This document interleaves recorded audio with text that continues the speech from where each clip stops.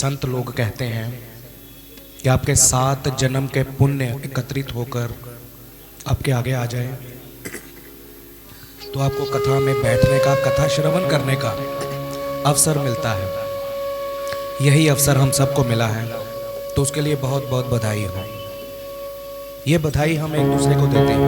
मेरे पीछे दोहराइए, बधाई हो, बधाई हो, बधाई हो।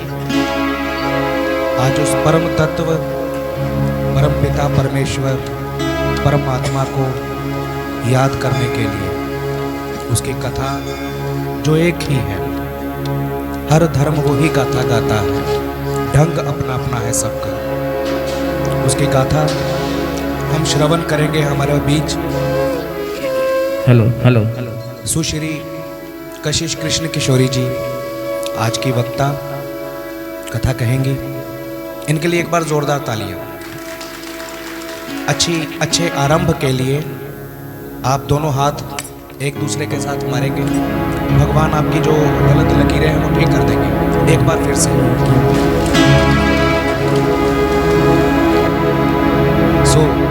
कशिश कृष्ण किशोरी जी के मुखमंडल से आज की कथा।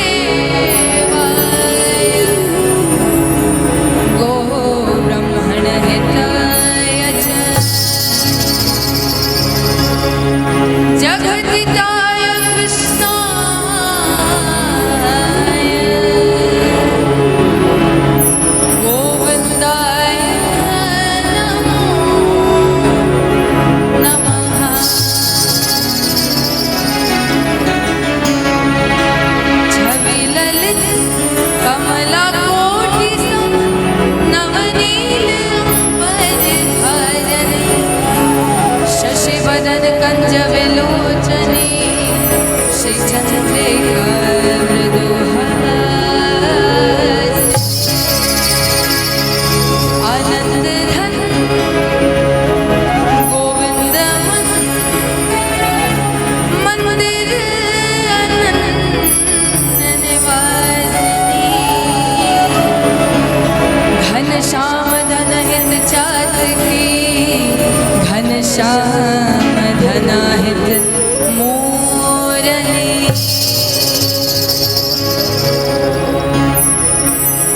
हरि ओम नमो पार्वती पते नमः महादेव नमः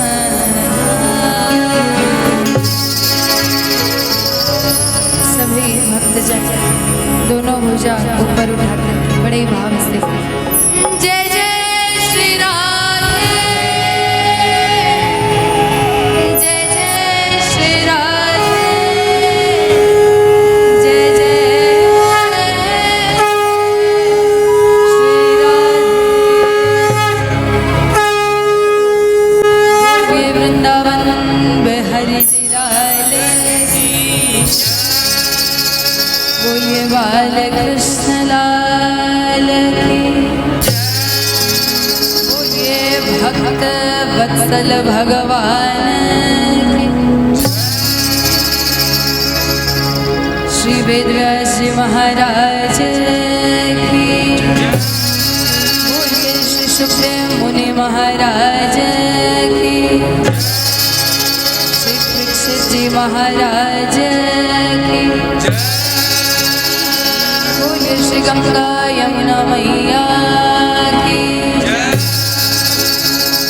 बोलिए श्रीमद् भागवत महापुराण की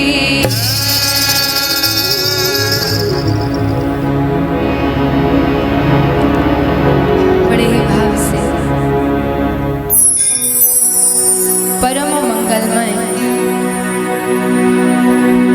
परात्पर अखिलेश्वर अखिल ब्रह्मांड नायक परात्पर पर ब्रह्म भगवान श्री कृष्ण की वांगमय प्रतिमूर्ति श्रीमद् भागवत महापुराण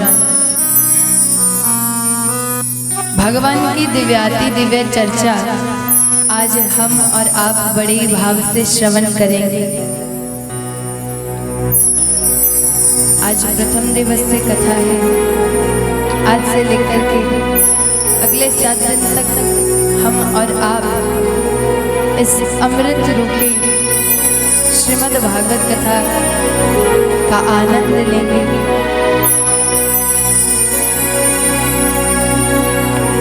बहुत बहुत बधाई हो मकर संक्रांति की भी और आज के इस पावन उत्सव की भी बहुत बधाई हो। बहुत बधाई श्री गणेश सेवा दल एवं समूह धार्मिक संस्थाएं जिनके सहयोग से बहुत ही सुंदर सप्ताह पारायण का आयोजन कराया गया है। बहुत बहुत बधाई।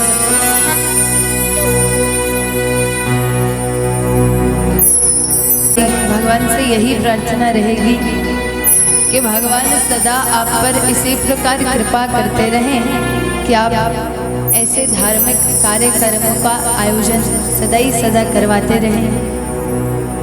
इन्हीं शुभकामनाओं से आगे कथा की ओर बढ़ते हैं। यहाँ हमारे समक्ष विराजमान सभी हरिजन भक्तजन वैष्णव जनों के चरणों में हमारी ओर से जय श्री कृष्ण राधे राधे। मंच पर विराजमान समस्त विप्रवृंद हमारे साथी कलाकार गंधर्व जन सभी भक्तों के चरणों में व्यासपीठ की ओर से प्रणाम। आइए चित्त सार सिंधु सर्वस्व भगवान श्री राधे गोविंद के चरण कमलों का ध्यान करें और अपनी मनवाणी को पवित्र करें। कुछ कुछ क्षण के हरिनाम संकीर्तन के माध्यम से फिर हम आज के अपने प्रथम दिवस में कथा में प्रवेश करेंगे। बड़े ही भाव से सभी भक्तजन ताली का सेवन करते हुए बोलिए बाल के में हरिलाल की प्रेम से कहेंगे राधे राधे राधे राधे राधे राधे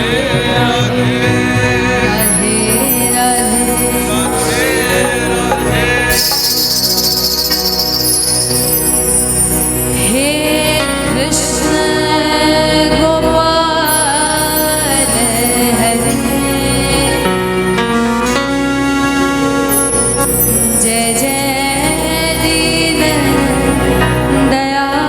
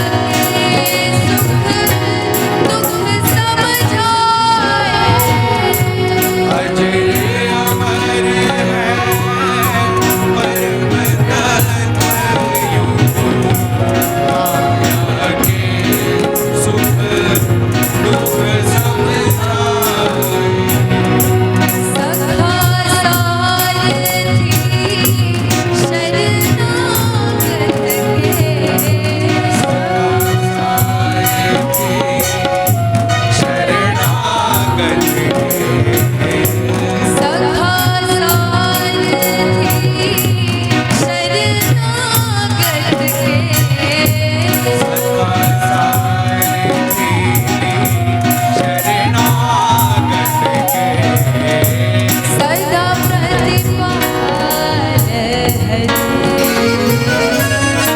जय जय दीन दयाल हरे कृष्ण गोपाल हरे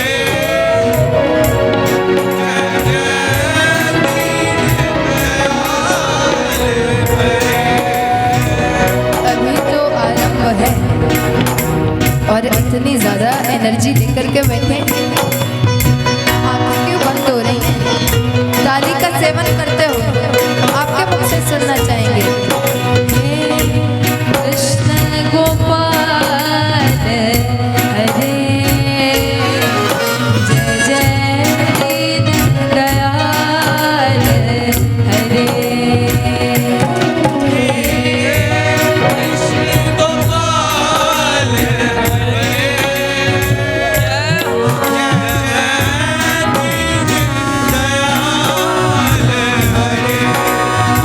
श्याम के रंग में रंग गई मीरा खान तो जग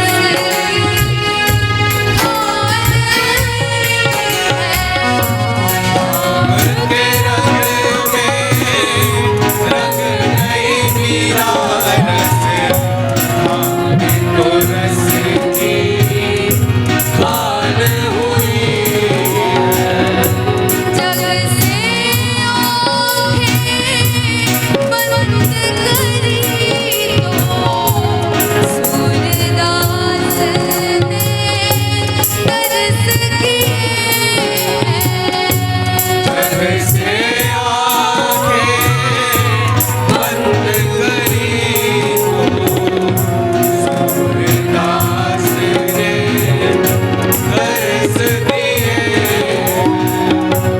मात यशोदा ब्रजधारी के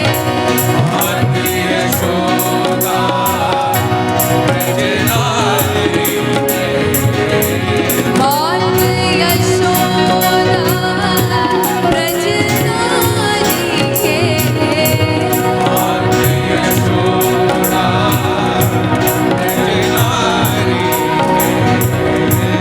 माखन चोर हरे जय जय दीन दयाल हरे कृष्ण गोपाल हरे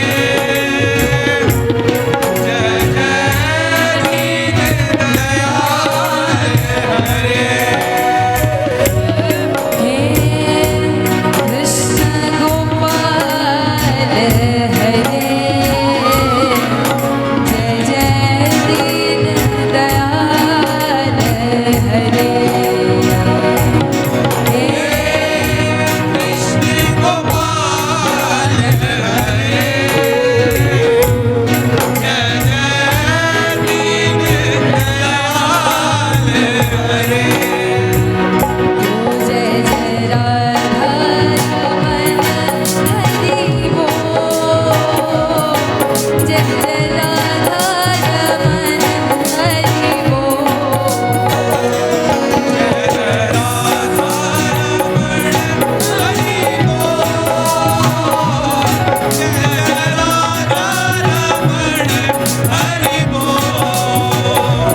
जय जय राधा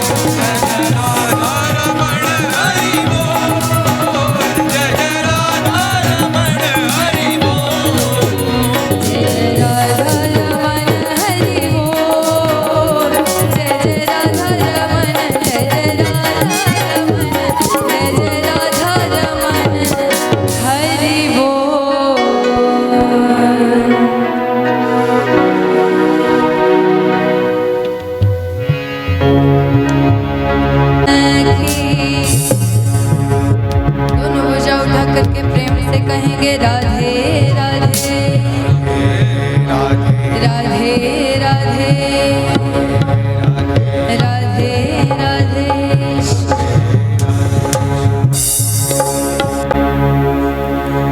बड़े ही भाव से आज अपनी प्रथम दिवसीय कथा श्रीमद् भागवत सप्ताहपारायण में प्रवेश करते हैं।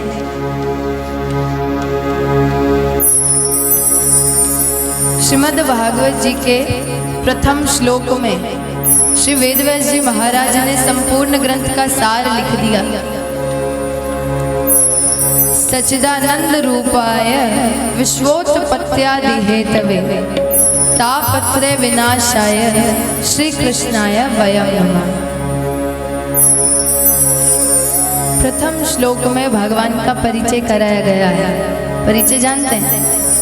परिचय माने भगवान के बारे में बताया गया है। डेफिनेशन, भगवान कौन है, भगवान का स्वरूप क्या है, भगवान के कर्म क्या है, गुण क्या है, सब बताया गया। प्रत्येक दिन हम उस भगवान की पूजा करते हैं और हम स्वयं से ही नहीं जानते कि वो भगवान कौन है। प्रेम से कह दीजिए राधे राधे। अच्छा, जानते हैं भगवान कौन है? जानते हैं? हाँ, शर्मा रहे हैं हमसे? बता दीजिए, या ना करिए और यहाँ करिए। जानते भगवान को?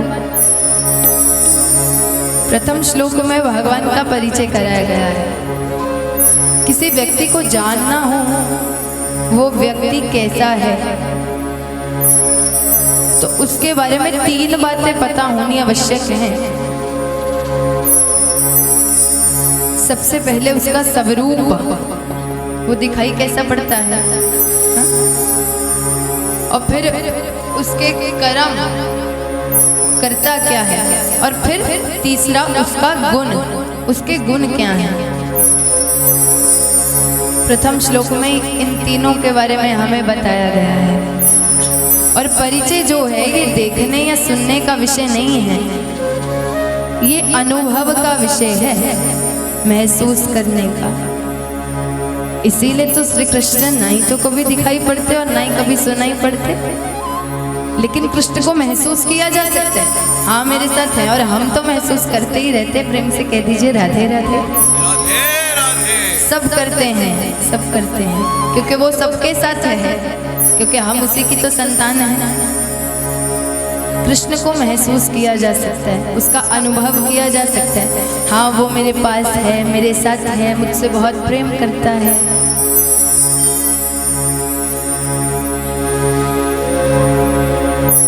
तो प्रथम श्लोक में भगवान का परिचय कराया गया है, भगवान के बारे में बताया गया है। सच्चिदानंद रूपाय, शास्त्र में भगवान के 3 स्वरूप बताए गए हैं। रूप तो बहुत है, ये हमारे सामने सब भगवान के ही तो रूप बैठे हैं। भगवान के रूप बहुत हैं। अभी मन चाहे तो कोई भेष बना करके आ जाए,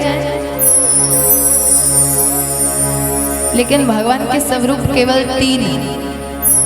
सच्चिदानंद रूपाय, सत, चित और आनंद, 3 स्वरूप हैं भगवान के।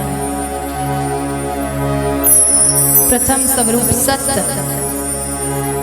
सत्य माने सत्य, सच, जो कभी बदलता नहीं। और संसार में क्या नहीं बदलता? संसार में क्या नहीं बदलता? कुछ है ऐसा जो नहीं बदलता हो? सब बदलता है संसार में, क्योंकि संसार माया लोक है, धोखा है, झूठ है। और माया माने धोखा, तो संसार का नाम ही माया लोक, तो संसार के भीतर की प्रत्येक वस्तु भी तो झूठी ही होगी। संसार में समय समय पर सब बदलता है। हम अपनी ही बात कर लें तो जब एक बच्चा जन्म लेता है उसका आकार इतना होता है और फिर समय अनुसार बढ़ता है।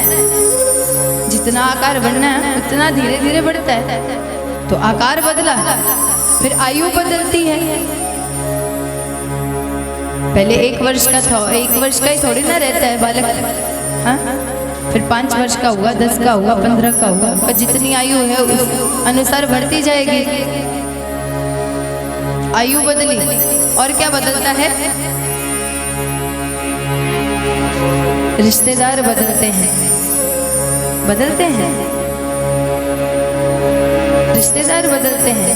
आपके यहाँ सुख का समय है तो आपके पराये भी आपके अपने, क्योंकि नाचने में तो सब महाराज, हाँ, नाचने में तो सब साथ देते हैं, लेकिन आपके यहाँ दुख का आना हुआ नहीं कि सब जिससे आप अधिक प्रेम भी करते हैं ना, सबसे ज्यादा प्रेम करते हैं, वो भी आपसे दूर भाग जाएंगे। क्यों? क्योंकि सुख के सब साथी दुख में ना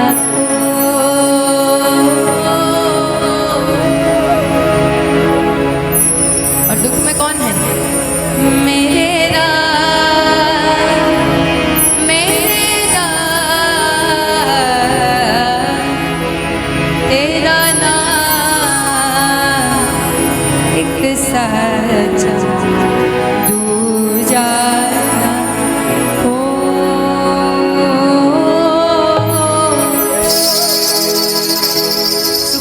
सब साथी दुख में ना कोई।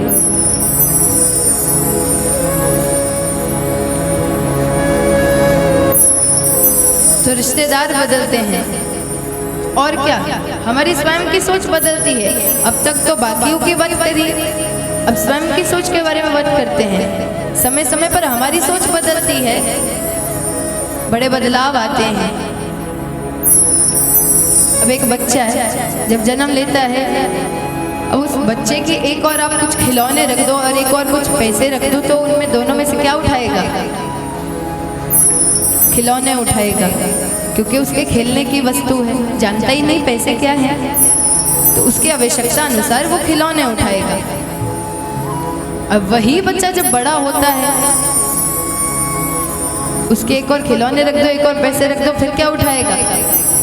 पैसे उठाएगा। क्या बदला?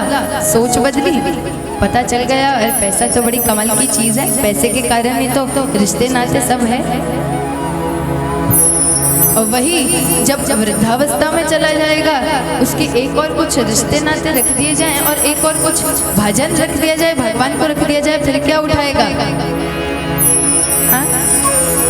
आप अपने अनुसार बता दीजिए, अपनी सोच अनुसार आप क्या उठाएंगे? भजन उठाएंगे। पता क्यों? क्योंकि तब तक सत्यता का अनुभव हो चुका होगा और पता चल गया होगा कि झूठी दुनिया, झूठे बंधन, झूठी है ये माया, झूठा सांस का आना जाना, झूठी है ये काया। और सत्यता का अनुभव हो चुका होगा। क्या हो यहाँ साचा तेरो नाम रे बनवारी रे, जीने का सहारा तेरा नाम रे, मुझे दुनिया वालों से क्या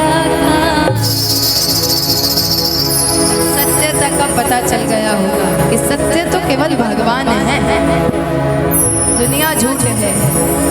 तो क्या बदला? हमारी सोच बदली। जब मृत्यु का समय आता है ना महाराज, मृत्यु उपरांत जो नास्तिक भी होते हैं ना, जो भगवान को नहीं मानते, उनको भी अनुभव हो जाता है कि सत्य कौन है, और सत्य तो केवल भगवान है। तब व्यक्ति बंधन मुक्त हो जाता है, बंधनों से मुक्त हो जाता है। और इस चैतन्य की, जिसके बारे में आज हम श्रवण करेंगे, इस चैतन्य की आवाज स्पष्ट सुनाई देने लगती है। फिर पता चल जाता है कि जिस संसार में रहे झूठी दुनिया, झूठे बंधन, झूठी है ये माया, झूठा सांस का आना जाना झूठी है ये काया, यहाँ साचा तेरो नाम रे बनवारी रे जीने का सहारा। सत्य तो केवल भगवान है, और वो भगवत तत्व वो एक ऐसी वस्तु, आप संसार में जितना मर्जी झूठ क्यों ना बोल लें, बाहर से आप चोरी करके आए हैं ना, तो रास्ते में आपको आपका पिता भी पूछेगा ना कि तूने चोरी की, तो आप झूठ ही बोलेंगे बचने के लिए, नहीं नहीं मैंने चोरी नहीं करी। और कृष्ण के सामने जब आकर के खड़े हो जाएंगे तो झूठ निकलेगा ही नहीं। फिर कृष्ण को आकर के क्या कहेंगे, साफ साफ बता देंगे, स्वयं मुंह से कहेंगे कि हमें क्षमा कर देना भगवान, इस बार चोरी की लेकिन आगे से ऐसी गलती नहीं होगी, इस बार क्षमा कर दे, गलती हो गई। क्यों? सत्य क्यों स्वयं से ही बाहर आया? क्योंकि आप सत्य के सामने खड़े हैं, वो सत्य है, भगवान सत्य स्वरूप है। सत्यव्रतम सत्य परम सत्यम सत्यश्च योनिम निहतम च सत्ये सत्यश्च सत्यमृत सत्य नेत्रम सत्यात्मकम त्वाम शरणम प्रपन्ना। भगवान आदि मध्यांत सत्य हैं, माने सत्य थे, पहले सत्य थे और मध्य में सत्य हैं, और कभी ना होने वाला अंत भी सत्य गोविंद है, वो सत्य राम है, वो सत्य कृष्ण है। जब हम नहीं थे तब भी वे थे, और जब हम हैं तब भी भगवान हैं, और जब हम नहीं रहेंगे तब भी भगवान रहेंगे, क्योंकि भगवान सत्य है। तो कितने समय तक झूठ के पीछे भागना? सत्य का आश्रय लेना चाहिए। और हमारी कलयुगी जीवों की बुद्धि कैसी है, हमें इस बात का पता है कि संसार जो है ये झूठ है, माया है, फिर भी हम उसी के पीछे दौड़ते हैं। स्वयं के नुकसान के बारे में कोई चिंता नहीं करता कि गलत है। इस बात का पता है कि भगवान सत्य हैं, लेकिन फिर वो माया के पीछे दौड़ते हैं। तो सत्य का आश्रय लेना चाहिए। कितना समय बर्बाद करेंगे? ये मनुष्य देही बहुत दुर्लभ है, ये नहीं मिलती, और मिली है तो लाभ लेना चाहिए, सत्यता के पीछे जाना चाहिए और सत्यता का आश्रय लेना चाहिए। ये भगवान का प्रथम स्वरूप था, सत्य। अब चलते चित्त की ओर। भगवान चित्त स्वरूप है। चित्त माने चेतना, सीधे साधे शब्दों में हम इसे आत्मा कहते हैं। भगवान आत्मा है और आत्मा सबके भीतर है, इसीलिए तो कहते हैं सबके भीतर भगवान है। मानव संसार में मानव इसीलिए कहलाता है क्योंकि उसके भीतर चैतन्य स्वरूप साक्षात श्री कृष्ण विराजमान है। अभी भगवान मेरे भीतर से निकल जाएं तो मेरा कोई अस्तित्व ही नहीं रह जाएगा। मुझे कोई अपना भाई बंधु, माता पिता, सखा, बहन कुछ भी मानता है कब तक? जब तक मेरे भीतर वो आत्मा है और वो भीतर से चैतन्य निकल गई तो जो हमें सबसे ज्यादा प्रेम भी करते हैं वो भी हमें स्वीकार नहीं करेंगे महाराज, क्योंकि सूरदास जी कहते हैं जा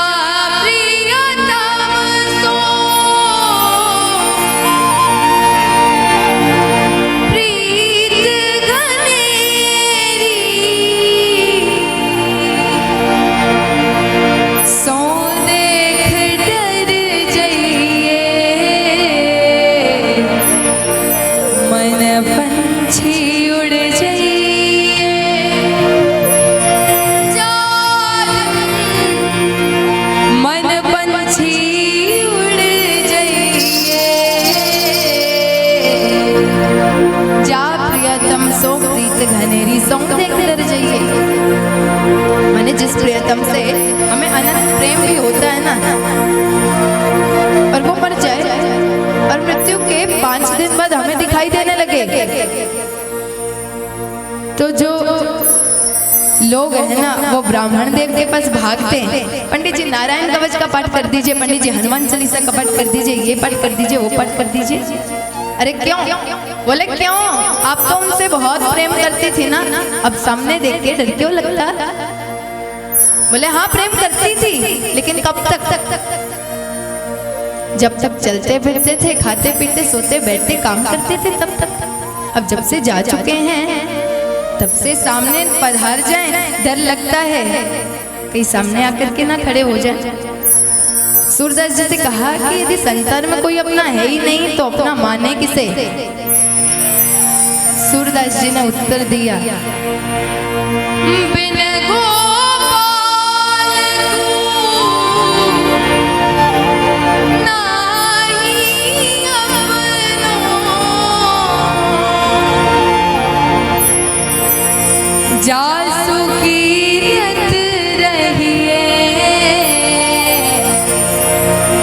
मन पंछी उड़ जाइए, मन पंछी उड़ जाइए, बिन गोपाल को नहीं अपनो, जासु कीरत रहिए, जादन मन पंछी उड़ जाइए। गोपाल के बिना कोई अपना नहीं है, अपना मानो तो केवल गोविंद को। अब इसका तात्पर्य क्या है? प्यार सबसे करो लेकिन प्रेम केवल गोविंद से, प्रेम केवल गोविंद से, क्योंकि प्रेम शब्द बना ही केवल गोविंद के लिए है। और मानिए ये बात, प्रेम की बड़ी विचित्र पवित्र परिभाषा है। प्रेम किसी और से किया ही नहीं जा सकता।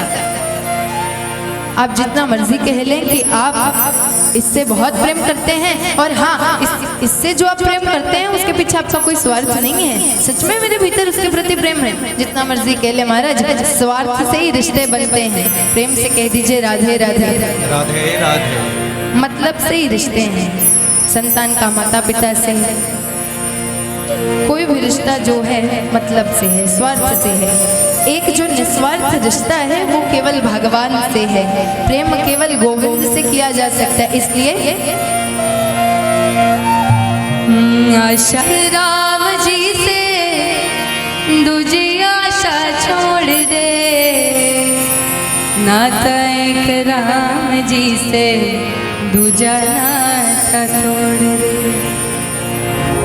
आशा एक राम जी से, साथ गाइए, दूजी आशा छोड़ दे, नाता केवल राम जी से दूजा नाता तोड़ दे। आशा केवल राम जी से दूजी आशा छोड़ दे, नाता केवल राम जी से दूजा नाता तोड़ दे। तो ये चैतन्य है भगवान, मैंने हर प्राणी मात्र को चलाने फिराने वाली। हम यहाँ बैठे कथा कर रहे हैं और आप हमारे समक्ष बैठे और कथा श्रवण कर रहे हैं। ये आपके और हमारे भीतर विराजमान उस कृष्ण की तो कृपा है, चैतन्य की कृपा है। अभी निकल जाए तो भाई हम तो यहाँ गिर जाएंगे, फिर कथा कैसे? प्रेम से कह दीजिए राधे राधे, फिर कोई अस्तित्व नहीं रह जाएगा। फिर मानव की केवल 3 गति रह जाएंगी, कृमि, बिट और भस्म। मानव की चौथी कोई गति नहीं है। यदि जंगल में छोड़ आएंगे तो जंगली जानवर खा जाएंगे, और दबा देंगे तो मिट्टी बन जाएंगे, और यदि जला देंगे तो भस्म हो जाएंगे, राख बन जाएंगे। इसके अलावा क्या गति है मानव की? चौथी कोई गति है ही नहीं। एक बार किसी के घर में जब मृत्यु हो गई और वहां सब बहुत चिल्ला रहे थे, रो रहे थे, विलाप कर रहे थे। एक संत वहां से गुजरे और संत ने देखा, सोचे कि यहाँ सब क्यों रो रहे हैं, जरा जाकर के पूछो तो सही। और गए और जाकर के पूछा, हाँ भाई तुम रोते क्यों हो? बोले कोई कहे हमारे पिता की मृत्यु हो गई, कोई बोले पति की मृत्यु हो गई, कोई बोले पुत्र की मृत्यु हो गई। संत ने उनके बेटे को बुलाया जिनकी मृत्यु हुई थी, और पुत्र से पूछा, हाँ भाई यही तुम्हारे पिता हैं? बोले हाँ यही पिता है। बोले ये पिता है तो पिता तो सामने, फिर रोते क्यों हो? बोले नहीं, जिनसे हमारा संबंध था वो हमें कहीं छोड़ के चले गए। बोले संबंध किनसे था? क्या इनके भीतर कोई था? बोले हम नहीं जानते, लेकिन जिनसे हमारा संबंध था वो छोड़ के चले गए हमें। और यदि तुम शव के लिए रो रहे हो, संत ने कहा, तो शव तो सामने है, फिर क्यों रोते हो? और यदि तुम भीतर जो वस्तु थी, जो चीज थी, उस आत्मा के लिए रो रहे हो, उसे तुमने कभी देखा नहीं, फिर क्यों रोते हो? तो व्यक्ति जब किसी की मृत्यु पर रुदन करता है, इस बात से अंदाजा लगाया जा सकता है कि वास्तव में उस व्यक्ति का संबंध उस भीतर विराजमान चैतन्य से था, कृष्ण से था, जिसको उसने जीवन भर पहचाना ही नहीं। प्रेम से कह दीजिए राधे राधे राधे राधे। और उस चैतन्य को यदि पहचान गए होते तो क्या ही बात महाराज, कि उसने इस जहां में बड़ी बात कर ली, जिसने खुद ही से मुलाकात कर ली। उस चैतन्य तत्व को समझिए। महाराष्ट्र के एक बहुत बड़े संत थे नामदेव। इनके पुत्र को बचपन से ही बड़ा भयानक रोग, और वो इतना बीमार रहता, पर इनका नियम था नामदेव जी का कि हर एकादशी पर इनको सारा दिन बस भजन करना है। भजन से उठते नहीं, चाहे कुछ भी क्यों ना हो जाए, और खाने पीने के लिए भी नहीं उठते, क्योंकि एकादशी का नियम है बस भजन करना, तो भजन करना। एकादशी आई, भजन पर बैठे और भजन कर रहे थे कि इनके पुत्र की उस दिन मृत्यु हो गई। नामदेव जी भजन से नहीं उठे, क्योंकि नियम नहीं भंग कर सकते, नियम नहीं तोड़ सकते थे, भजन से नहीं उठे। लोगों ने बहुत बुरा भला कहा, भाई तुम अभी भी राम राम राम राम राम राम कर रहे हो, उस राम ने तुम्हारा जवान बेटा ले लिया, अभी भी उसी की पूजा कर रहे हो, कैसे हो तुम? बहुत बुरा भला कहा नामदेव जी को, और नामदेव जी नहीं उठे। विश्वास था भगवान के प्रति, और उनको भीतर भजन करते करते एक आश्चर्य हुआ कि एक दिव्य प्रकाश प्रकट हुआ है कि उनका पुत्र खड़ा है, और उनके पुत्र के गले में गलवैयां डालकर के श्याम सुंदर खड़े हैं, और उनका पुत्र उनसे कहता है कि पिताश्री, आपकी पूजा निष्ठा, आपकी भक्ति सर्वश्रेष्ठ थी, इतनी श्रेष्ठ थी, भला आज मेरी मृत्यु हो गई, लेकिन भगवान ने मुझे अपनी सखा मंडली में चुन लिया है, अब मैं भगवान का सखा बन चुका हूँ। पिताश्री, आपकी पूजा बहुत सर्वश्रेष्ठ थी। पहचानिए उस चैतन्य तत्व को। ये सुनने में बहुत आसान लगी, ये कथा सुनने में बहुत आसान लग रही है, लेकिन ये करने में बहुत मुश्किल है महाराज। चैतन्य का एक और अर्थ है प्रकाश, उजाला। हमें या कथा करने के लिए कितनी सारी ट्यूबलाइट्स की आवश्यकता पड़ी ना, लेकिन भगवान स्वयं प्रकाश स्वरूप हैं। चैतन्य, चैतन्य माने प्रकाश, भगवान स्वयं प्रकाश है। जगत प्रकाश से प्रकाशक रामू, जो जगत के प्रकाश से भी ज्यादा प्रकाशक है वो राम है। सूर्य में रोशनी, चंद्रमा में सतले, ये सब भगवान के द्वारा ही तो प्रदत्त है, भगवान के द्वारा ही तो दिया गया है। भगवान प्रकाश है, भगवान चैतन्य है। तो इस चैतन्य को समझिए, इस चैतन्य को जानिए, वो आपके मेरे सबके भीतर है। इसीलिए तो कहते कि सबसे प्रेम करना चाहिए, सबकी सहायता करनी चाहिए, क्योंकि हर मन तन बसत है वो ही, हर मन तन बसत है वो ही। जय जयकार, जय जयकार, जय जयकार करे सब, जय जयकार,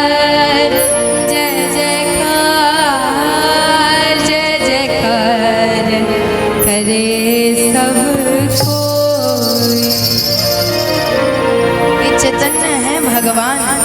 ये था दूसरा स्वरूप। अब तीसरा कौन सा बताया था? तीसरा कौन सा बताया था? हाँ, क्या बात है, सुन रहे हैं कथा? प्रेम से कह दीजिए राधे राधे। आज समय समय पर चेक होता रहेगा, टेस्ट होता रहेगा। तो आनंद तीसरा स्वरूप है, आनंद। सुख में और आनंद में बहुत अंतर है, भेद है। हम एक ही समझते हैं लेकिन बहुत भेद है। खाने पीने की, सोने की सब व्यवस्थाएं करी जाएं और फिर जो खुशी मिले वो है सुख। और बिना व्यवस्थाओं की खुशी मिले, यहाँ बाहर बहुत सर्दी है और यहाँ गद्दे भी ना हो, जमीन पर बैठकर के कथा श्रवण करनी पड़े फिर भी खुशी हो, तो समझ लेना आनंद है। वो आनंद भगवान है। ये है सुख में और आनंद में अंतर। और मानिए ये बात, कोई दुनियावी वस्तु आपको सुख दे सकती है, आनंद नहीं। और सुख भी पता कब तक? जब तक आप उसका उपभोग नहीं कर लेते। अब हमें लगता है, हमें मिठाई बहुत पसंद है, मान लीजिए हमें मिठाई बहुत पसंद है, हमें लगता है वो मिठाई को ग्रहण करने से हमें सुख की प्राप्ति होती है। हमने एक डिब्बा मिठाई खा लिया आज क्योंकि हमें सुख मिलता है, तो एक डिब्बा ही चट कर गए। और फिर दूसरे दिन दूसरा डिब्बा, और तीसरे दिन तीसरा, और चौथे दिन चौथा, और ऐसे 7 दिनों में 7 डिब्बे खा लिए। और 8वें दिन हमें अस्पताल में ही देखोगे आप। प्रेम से कह दीजिए राधे राधे। क्यों? हमें लगता है वो उसको ग्रहण करने से हमें सुख मिलता है, तो कम खाने तक ही वे केवल सुख देगी। उसका उपभोग जैसे किया, उसको 7 दिनों में 7 डिब्बे खा लिए, तो वो दुख ही देगी उस वस्तु से। फिर जब आप उसका उपभोग करेंगे, उस वस्तु से मिलने वाला सुख भी दुख समान लगने लगेगा। दुनियावी वस्तु सुख दे सकती है, वो भी कुछ क्षण के लिए, जितने के लिए हमने आपको बताया, जब तक आप उसका उपभोग नहीं करते। लेकिन आनंद नहीं। आनंद तो केवल वो आनंद दे सकता है जो स्वयं आनंद है, वही आनंद देगा। ज्ञानी है, ज्ञान देगा। अज्ञानी गलत बातें सिखाएगा। और जो आनंद है वो आनंद ही तो देगा, जिस आनंद की आप कथा श्रवण कर रहे हैं, वो आनंद है भगवान। आनंद की बड़ी पवित्र परिभाषा है। हमने आनंद को बड़ा सस्ता बना लिया। यहाँ पता नहीं, रामू भैया की दुकान की चाय पई नहीं और बोले आनंद आ गया, और सड़े हुए तेल के पकौड़े खाए नहीं, बोले आनंद आ गया। पिज्जे बर्गर खाए नहीं डोमिनोज के, बोले आनंद आ गया। अरे ये आनंद वो कृष्ण थोड़ी ना इतना सस्ता बना दिया। आनंद को हमने तो जहाँ मर्जी कुछ खाने पीने की वस्तु स्वादिष्ट लगे, आनंद आ गया। अरे ये आनंद वो भगवान थोड़ी ना है।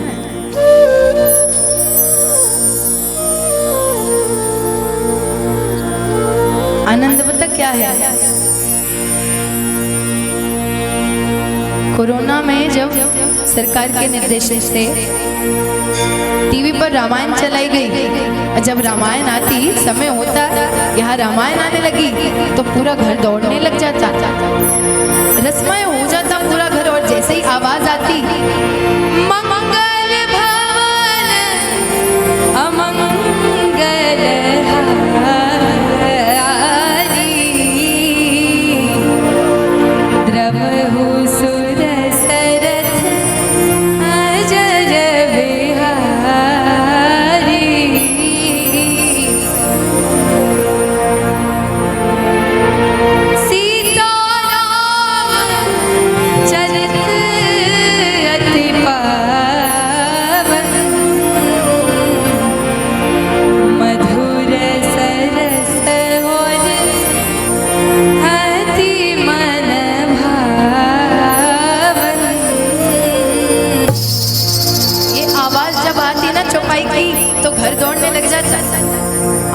भर जाता घर।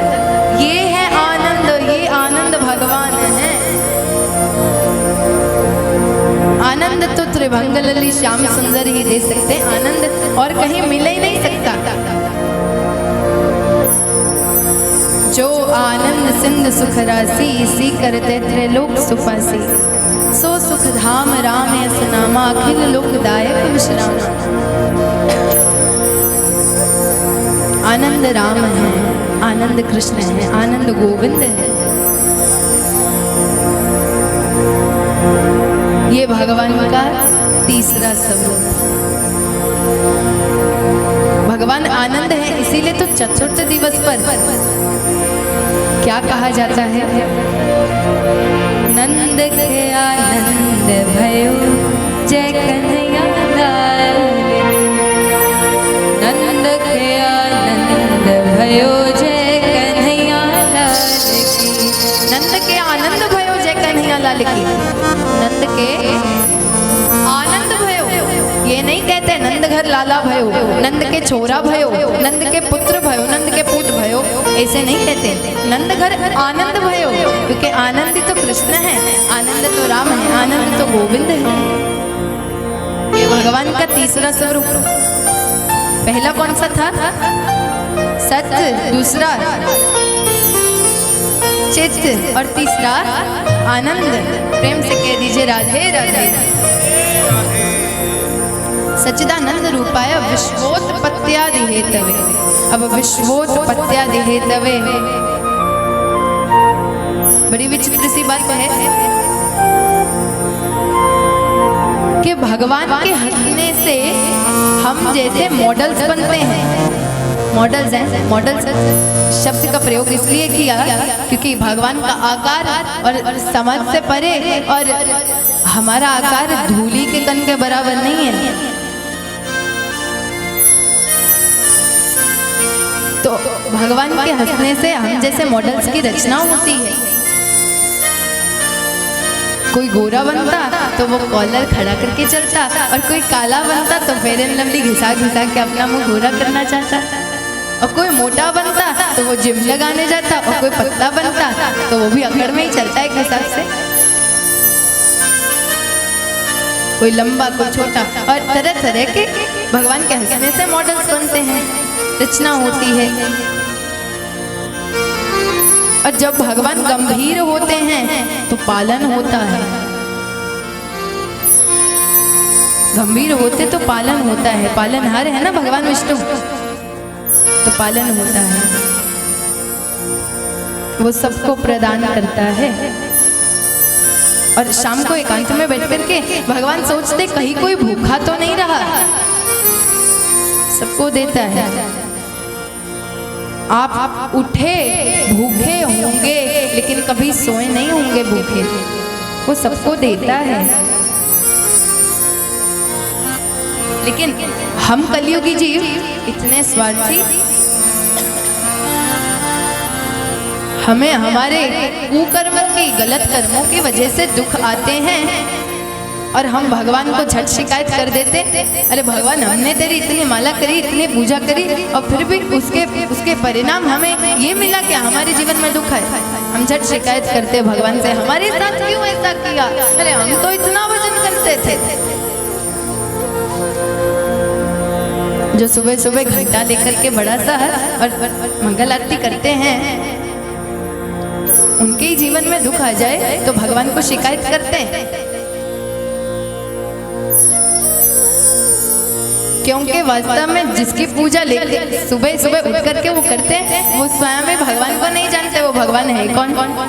यदि स्वरूप जानते होते तो कभी शिकायत ही ना करते, क्योंकि भगवान का तो बिजनेस ही नहीं है ये दुख देना। भगवान के हाथ में ही नहीं है, मानिए ये बात। दुख देना भगवान के हाथ में है ही नहीं, दे ही नहीं सकते। चाहे भी तो नहीं दे सकते, और चाहेंगे भी क्यों? चाहेंगे तो कभी नहीं, और वो दे ही नहीं सकते। दुख भगवान नहीं देते। दुख या सुख जीवन में हमें स्वयं के कर्मों की वजह से आते हैं, और हम भगवान को शिकायत कर देते। अरे जरा विचार कीजिए कि धरती पर कितने सारे मानव हैं, और मानव में केवल आप ही थोड़ी ना हो। और जितने लोग आपको धरती पर दिखाई पड़ते ना, हम उन सबको दो नेत्र से नहीं देख सकते। देख सकते हैं हम सबको एक साथ दो नेत्र से नहीं देख सकते। और धरती वालों को नहीं हम दो नेत्र से देख सकते, तो पाताल में धरती से ज्यादा है, समुद्र में जीव ज्यादा है, उन पर भी भगवान की दृष्टि है।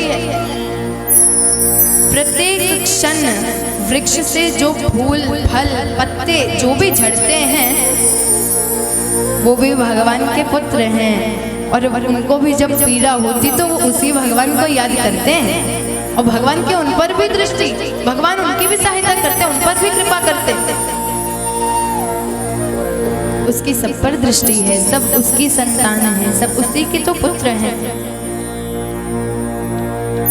भगवान सबको प्रदान करता है, लेकिन हम जरा सा दुख आया नहीं, वो भी हमारी अपनी गलतियों की वजह से, और हम भगवान को शिकायत कर देते। अरे अजगर करे ना चाकरी, पंछी करे ना काम, दास मलूका कह गए सबके दाता राम। अजगर एक विशालकाय बड़ा आलसी जीव, कुछ काम वाम नहीं करता, और पंछी उसकी भी कोई फैक्ट्रियां नहीं चलती, वो कोई मेहनत नहीं करता, वो केवल अपनी योनि में दुख भोगने आया है। वो खुद कमा के मेहनत करके नहीं खाता, लेकिन भोजन उन्हें भी मिलता है, क्योंकि सबके दाता राम, सबके दाता। क्या बात है। और जो मेहनत नहीं करते भगवान उनको प्रदान करते, हम तो फिर मेहनत करते, हमें क्यों नहीं देंगे? जरा विचार कीजिएगा इस बात पर। आगे से कभी भगवान शिकायत योग्य थोड़े ना है। अपार कृपा निरंतर बरस रही है भगवान की। सरकार हमें जरा सी बिजली प्रदान कर देना तो 2 महीने बाद बिल आ जाता है घर से। भगवान हमें सूर्य से रोशनी, चंद्र से शैतल्य और सब प्रदान कर रहे हैं, कभी मांगा कुछ बदले में? भगवान सबको देता है, वो कृपालु, वो दयालु, सब पर कृपा करता है। उसकी कृपा को समझें। सबका पालनहार है भगवान। और भगवान यदि अपनी व्यक्ति को थोड़ा सा भी टेढ़ा कर लेना तो यहाँ 15 मिनट की सुनामी ही सब सत्यानाशन स्वाहा करके चली जाती है कि नहीं? सब विघोषणाएं, विज्ञान जो धरा का धरा रह जाता है, सब विघोषणाएं धरी की धरी रह जाती है, और 15 मिनट की सुनामी सब खत्म काम करके चली जाती। तो संसार की सृष्टि के रचना, पालन एवं लय का एकमात्र हेतु कौन है? भगवान। रचना भी भगवान करते, भगवान के हंसने से मॉडल्स बनते, और भगवान गंभीर होते तो पालन होता, और भगवान जरा सी बेकुठी टेढ़ी कर ले तो विनाश हो जाता। ये हुए 3 कर्म भगवान के। विश्वोत्पत्त्यादि हेतवे तापत्रय विनाशाय। और गुण क्या है भगवान के कि 3 तरह के ताप होते, दैहिक, दैविक और भौतिक। हम भगवान की शरण में जाते हैं तो भगवान इन तापों का विनाश करते हैं। शरण में, केवल शरण में ही जाने से विनाश हो जाता। तुलसीदास जी कहते हैं दैहिक, दैविक, भौतिक तापा राम राज काहू नहीं व्यापा। राम के राज्य में ये तीनों ताप नहीं होते। भगवान इन तापों का विनाश करते हैं केवल शरण में जाने से। पर नाम भी नहीं किया, अभी नाम जप भी नहीं शुरू किया, भक्ति शुरू नहीं की, केवल इतना विचार किया कि अब से मैं भगवान की शरण में ही जाऊंगा और भगवान के आज्ञा अनुसार सब काम करूंगा।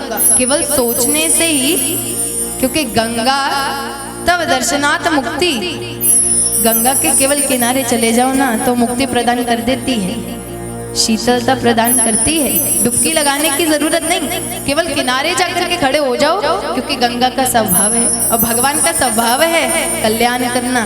और भगवान की भक्ति करनी भक्ति करने की अभी आवश्यकता नहीं, अभी केवल शरण में ही जाने के बारे में विचार ही किया तुम्हारा तीनों तापों का विनाश हो जाता है।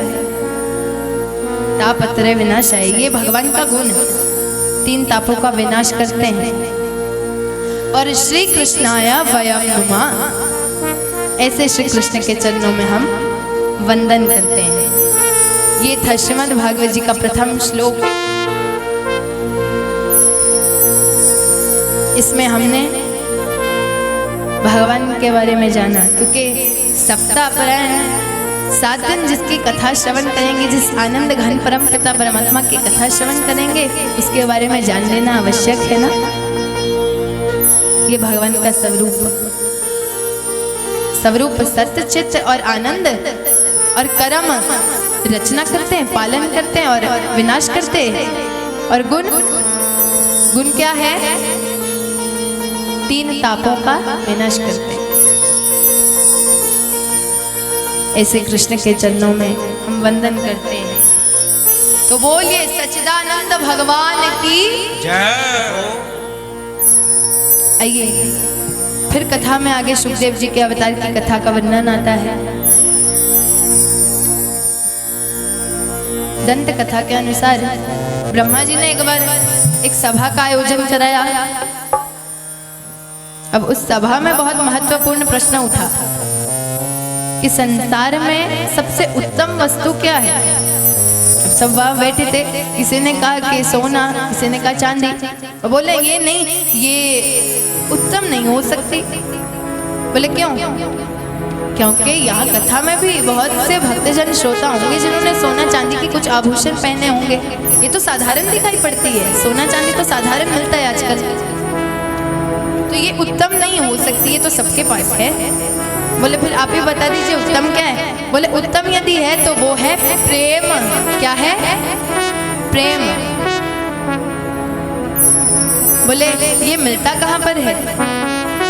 अब कोई बोला ब्रह्मा ब्रह्माणी में, तो बोले नहीं, ब्रह्मा ब्रह्माणी में प्रेम नहीं हो सकता, क्योंकि ब्रह्मा जी रचना के कार्य में इतने व्यस्त रहते हैं कि ब्रह्माणी के लिए समय ही नहीं निकाल पाते।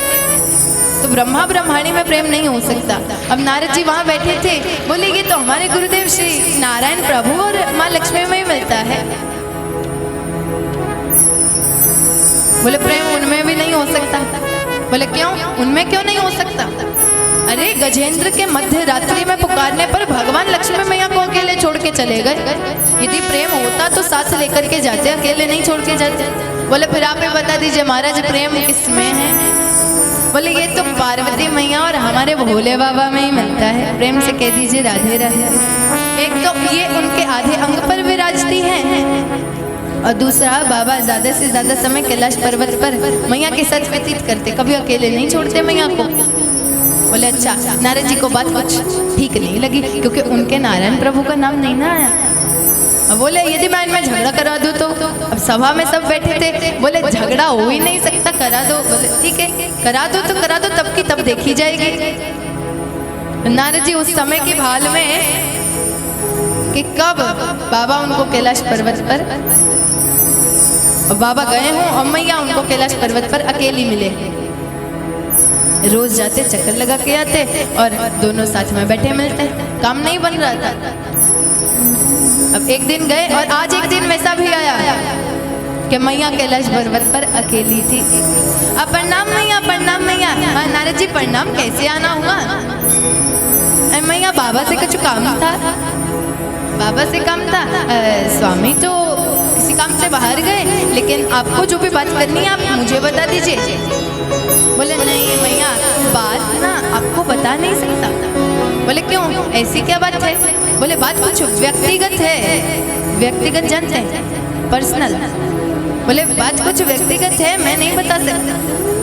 बोले देखो नारद जी, देवऋषि नारद, हमें और स्वामी में बात कुछ पर्सनल नहीं होती, सब पता होता है एक दूसरे को, आप बता सकते हैं हमें। बोले अच्छा। नारद जी को तो यही सुनना था। बोले मैया मैं तो किसी अमर कथा के बारे में बात करने आया। अच्छा नारद जी, अमर कथा? स्वामी ने हमारे साथ अमर कथा की कभी बात ही नहीं करी। बोले अच्छा, अरे मैया ये अमर कथा तो एक ऐसी कथा जो तो केवल उसी को सुनाई जा सकती जिससे हम संसार में सबसे ज्यादा प्रेम करते हो। अमर कथा ये भागवत की बात कर रहे थे। बोले अच्छा, तो अब अभी तक मुझे नहीं सुनाई, मतलब स्वामी मेरे से प्रेम नहीं करते। झगड़ा हो गया महाराज। नारद जी ने तो कर दिया काम, और नारद जी मैया को बोला मैया काम हो गया, अब निकलना भी तो है। नारद जी सोचे कि बात सर के ऊपर से निकले, अपना झांझ में जीरा उठाओ और नारायण नारायण नारायण करते निकल पड़ो।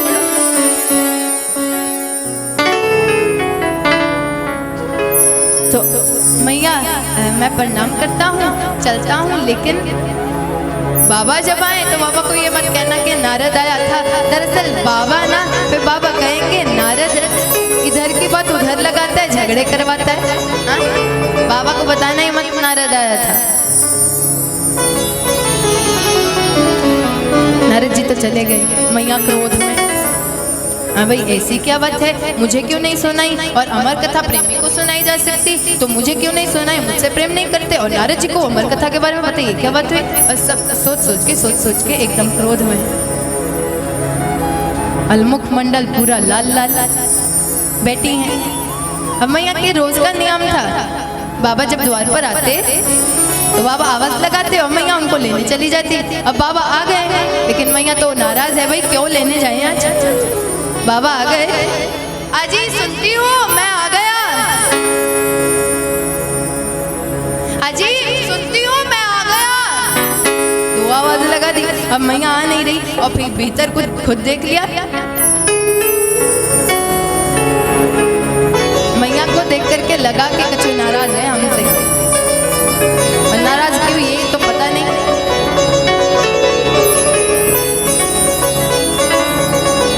तो स्वयं भीतर चले गए, बोले देवी जी बच्चे कहाँ हैं? बोले होंगे यहाँ कहीं, दिन भर उनको अपनी गोद में बिठा के रखो क्या? बोले नहीं हमने ऐसा तो नहीं कहा, लेकिन आज आप हमें द्वार पर लेने नहीं आई। महाराज एक बात सुनिए, दुनिया बिगड़े तो कुछ नहीं बिगड़ा, और पत्नी बिगड़ जाए तो माने सब कुछ बिगड़ गया। क्यों? क्योंकि वही स्वादिष्ट पकवान बना के खवाती, और जिस दिन नाराज हुई उस दिन पूरी 2.5 इंच की रोटी मोटी सी बना के दे देगी, लो खा लो। बाबा कहते नहीं चलो द्वार पर लेने नहीं आई, कोई बात नहीं, लेकिन आज आपने हमें भाग भी नहीं दी। अब ये तो महाराज आग में घी डालने वाली बात कर दी, भाग भी नहीं दी।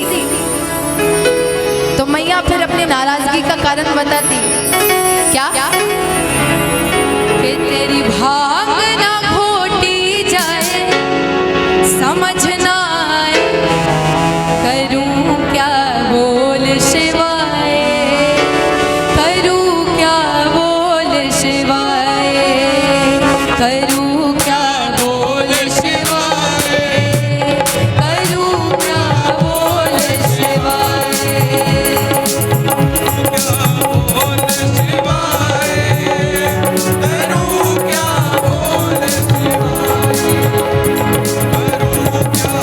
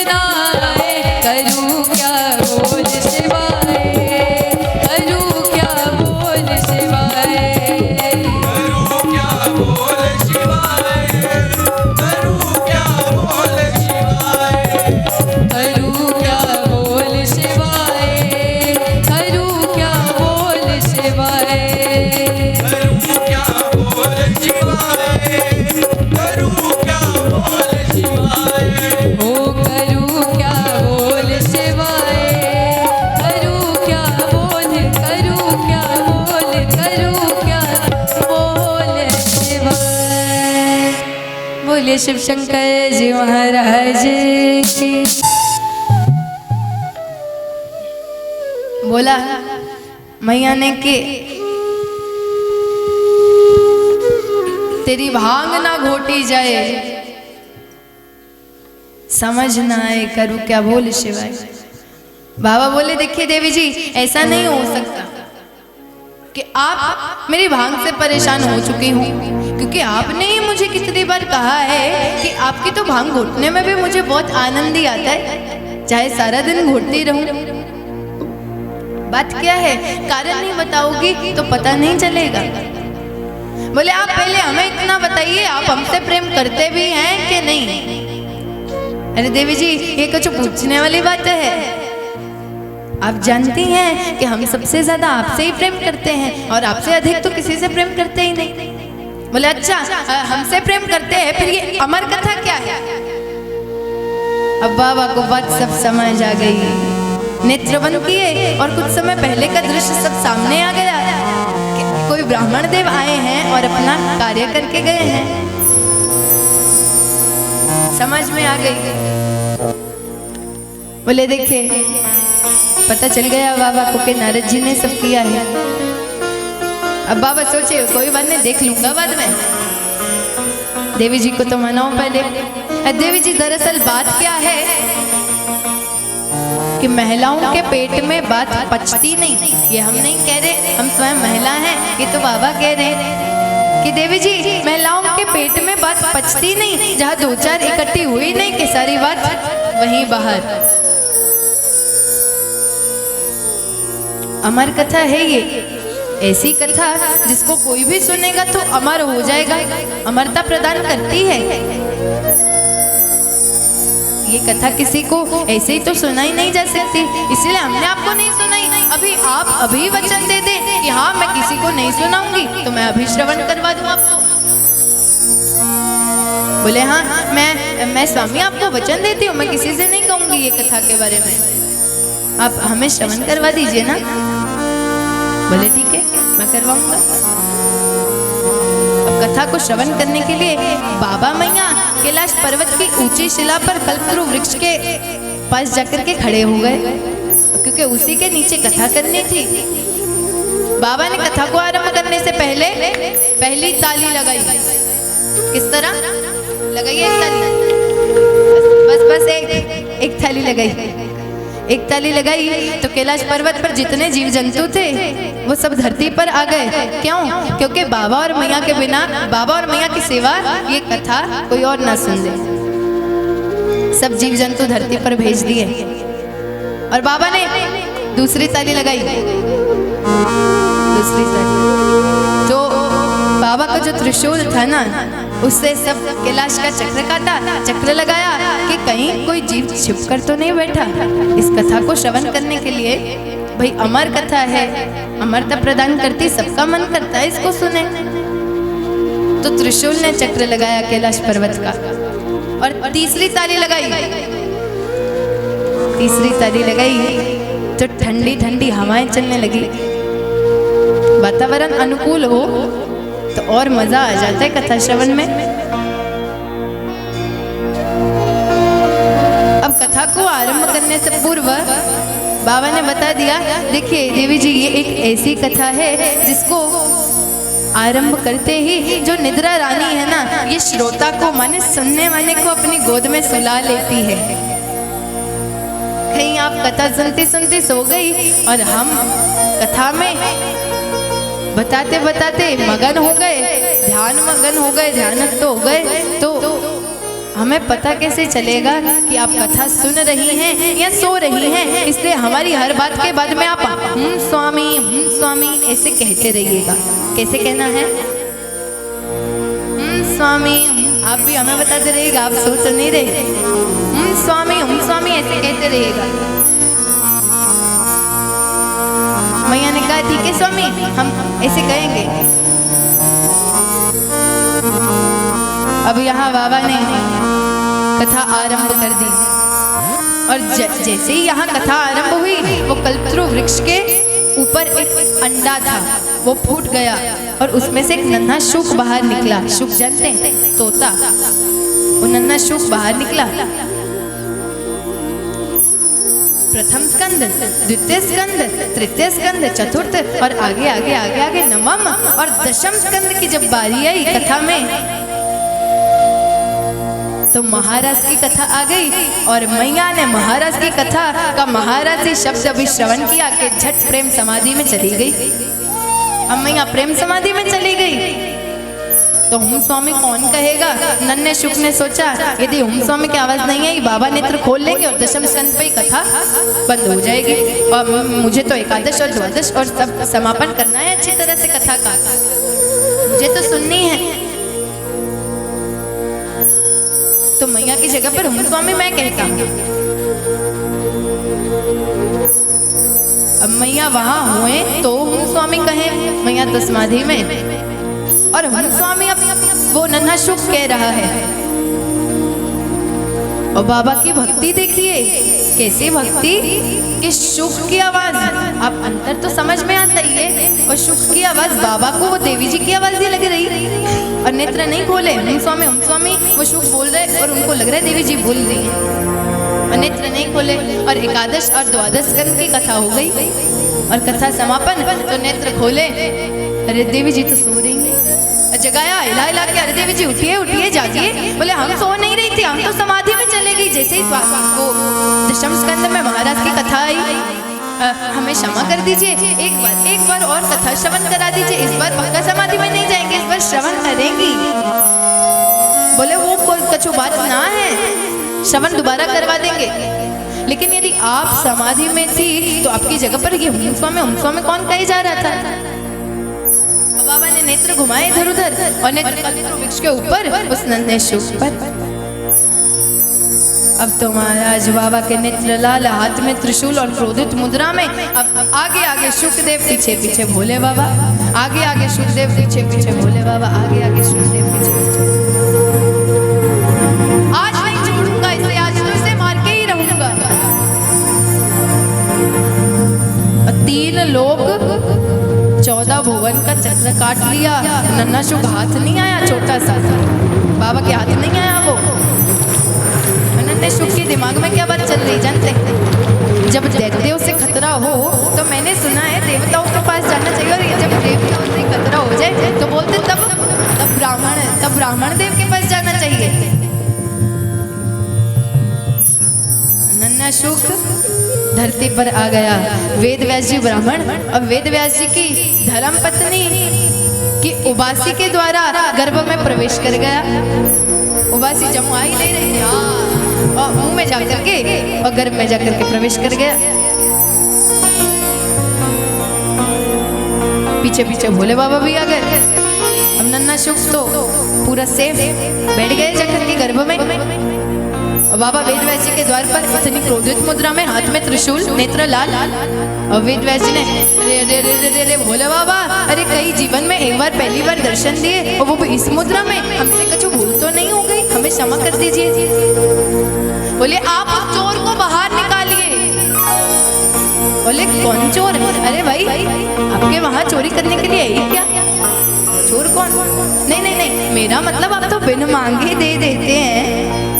और यदि कोई दुनियावी वस्तु चुरा ली तो कैलाश पर्वत पर भांग, धतूरा इत्यादि है, वो किसी बालक ने थोड़ी दे ली तो बहुत मात्रा में, इतना क्रोध करने वाली क्या बात है?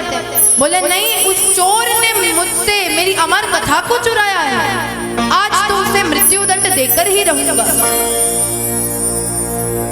वेद व्यास जी बोले महाराज बाबा आप सच में बहुत भोले हैं। संसार के भक्तों ने आपका नाम बिल्कुल बहुत सही डाला है। क्या?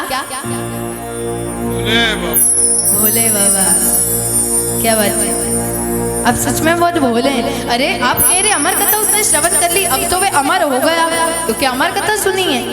अब आप उसे मार नहीं सकते। और यदि देखा जाए आप देवों के देव महादेव हैं, आप उसको मार देंगे तो फिर अमर कथा झूठी पड़ जाएगी, झूठी हो जाएगी।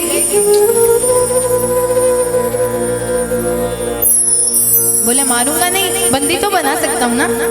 और वेद व्यास जी ने इसके आगे भी उत्तर दे दिया, बोले अहो भाग्य उस बालक के, साधारण नहीं है वो कोई बालक। यहाँ संत जन्मों जन्म तपस्या करते रह जाते और पेड़ पे उल्टा लटकते और नेत्र बंद करते और ठंडे पानी में ओम नमः शिवाय ओम नमः शिवाय, और फिर भी आपकी एक झलक भी प्राप्त नहीं होती। जीवन में आपकी एक झलक के लिए तरसते हैं। ये अहो भाग्य इस बालक के, ये साधारण नहीं हो सकता जो जन्म लेते ही आपके यहाँ बंदी बन करके रहेगा, नित्य प्रतिदिन आपके दर्शन करेगा।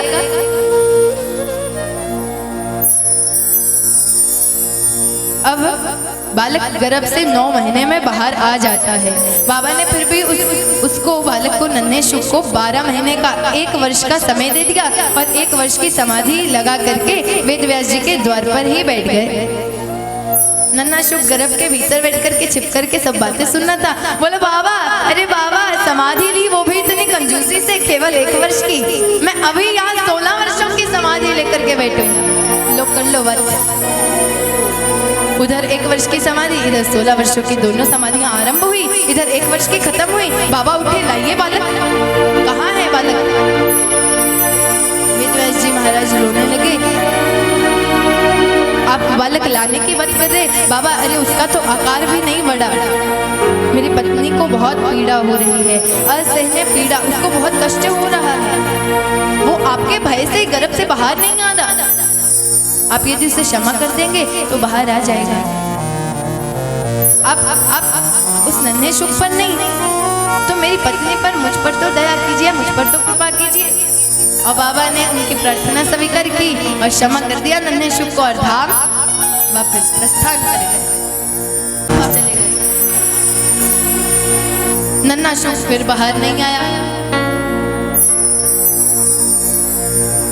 तो साक्षात भगवान श्री हरिनारायण प्रभु को वहां प्रकट होना पड़ा। साक्षात भगवान आए और गर्भ से बाहर खड़े होकर के बातें कर रहे। हे नन्हे शुक, अरे तुम बाहर क्यों नहीं आते भाई? देखो ये सृष्टि, ये संसार कितना सुंदर है। अब बोले महाराज भगवान इसीलिए तो बाहर नहीं आता क्योंकि ये बहुत सुंदर है। इस सुंदर संसार में आकर के जीव आप ही को ही भूल जाता, इसीलिए बाहर नहीं आ रहा। बोले नहीं, अब तुम जो मर्जी कहो, लेकिन बाहर तो तुम्हें आना पड़ेगा। देखो ब्राह्मणी को बहुत पीड़ा हो रही, बहुत कष्ट हो रहा है, बाहर तो तुम्हें आना पड़ेगा। बोले ठीक है, बाहर आऊंगा एक शर्त पर। बोले कौन सी शर्त पर? बोले ठीक है, अपनी मोहमाया को रोक दीजिए, मैं बाहर आ जाऊंगा। भगवान बोले मोहमाया तो कदे ही नहीं रुक सकती, कभी नहीं रुक सकती। बोले मोहमाया नहीं रुक सकती तो ठीक है, मैं भीतर ठीक। बहुत जिद करी उस नन्हे शुक ने। भगवान को उसकी बात माननी पड़ी। बोले ठीक है, रोक लूंगा अपनी मोहमाया को, लेकिन एक क्षण के 100वें हिस्से के लिए, ना मात्र समय के लिए, एक क्षण के 100वें हिस्से के लिए। बोले ठीक है, तब रोकना जब मैं कहूंगा। तब तक शुक ने बाहर गर्भ से बाहर आने की तैयारी कर ली और जैसे ही भगवान को कहा कि आप अपने मोहमाया को रोक दीजिए, तो 15.5 वर्षों के बाद साक्षात सुखदेव मुनि महाराज गर्भ से बाहर आते हैं। तो बोलिए सुखदेव मुनि महाराज की।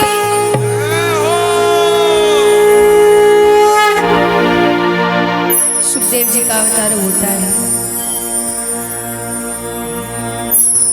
और गर्भ से बाहर आते ही सीधा वन में चले जाते हैं। पिता के पास नहीं रुकते। कथा के बड़े तेजस्वी परमहंस गायक कथा गंगा को बड़ी भावपूर्ण शैली में प्रवाहित करने वाले भागवत स्वरूप साक्षात श्री सुखदेव मुनि महाराज के चरणों में हम वंदन करते हैं। आज हम प्रथम दिवस की कथा है तो महात्म श्रवण करेंगे और ये वही सुखदेव जी महाराज हैं जिनके मुखमंडल से कल से द्वितीय दिवस वाले दिन से हम कथा श्रवण करेंगे। गुरु हूं तो सुखदेव जी के जैसे केवल 7 दिनों में अपने शिष्य का कल्याण कर दिया। राजा परीक्षित को ऐसे भाव से कथा सुनाई कि 7 दिनों में राजा परीक्षित की आत्मा भगवान के चरणों में लीन हुई। भगवान के धाम को प्राप्त किया। राजा परीक्षित ने सुखदेव जी ने ऐसी कथा श्रवण करवाई। 7 दिनों में गुरु हो तो सुखदेव जी के जैसे, जिनके तो गुरु हैं वो अपने अपने गुरुदेव का ध्यान करें, और जिनके गुरु नहीं है वो भगवान से प्रार्थना करे कि हमें सुखदेव जी जैसे गुरु प्रदान कीजिए, ताकि हमारा भी जीवन में कल्याण हो। तो बड़े भाव से सभी अपने अपने गुरु का ध्यान करेंगे और गुरु महिमा का गायन करेंगे ताली का सेवन करते हुए।